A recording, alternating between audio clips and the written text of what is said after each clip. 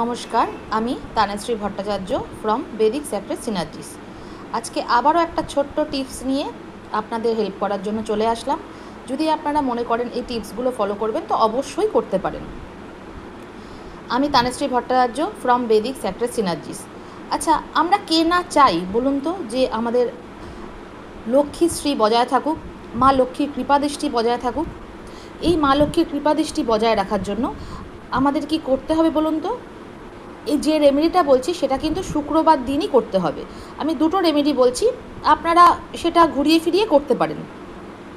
শুক্রবার দিন করেই করতে হবে। কি করতে হবে? শুক্রবার দিনকে লাল চন্দন, কেশর আর একটা লবঙ্গ, এই তিনটে জিনিস একসাথে বেটে নিয়ে মা লক্ষ্মীকে অনামিকা আঙুল দিয়ে মা লক্ষ্মীর কপালে টিপটা পরাতে হবে। মূর্তি হলে মূর্তিতে পরাবেন বা ফটো থাকলে ফটোতেই পরাবেন। এতে আর্থিক কিন্তু ক্ষতির থেকে আপনারা বেঁচে যাবেন আর নিরন্তর আর্থিক বৃদ্ধি হতেই থাকবে। দ্বিতীয় রেমেডিটা হলো, সেটা কিন্তু শুক্রবারই করতে হবে। কি করতে হবে? এগুলো কিন্তু সবই স্নান সেরে শুদ্ধ বস্ত্রেই করতে হবে। আপনারা যখন শুক্রবার দিনকে পুজো দিতে বসবেন তখন একটা ছোট্ট সিল্কের সবুজ রঙের একটা কাপড় জোগাড় করে নেবেন ছোট্ট করে।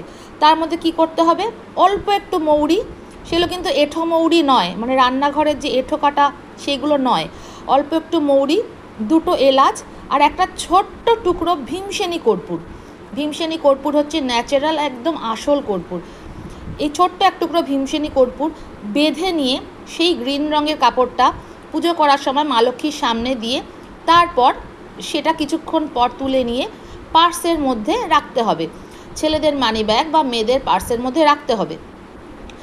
দেখবেন আপনাদের পার্স কোনো দিনও খালি যাবে না, নিরন্তর সেটা সব সময় বৃদ্ধি হতে থাকবে, প্লাস আপনাদের পার্স কোনো দিনও খালি যাবে না। এই রেমেডিগুলো আপনারা ফলো করে যদি কোনো উপকার পান তাহলে ছোট্ট একটা আমার আবদার, একটু রিভিউ দেওয়া। Thank you universe, thank you universe, thank you universe.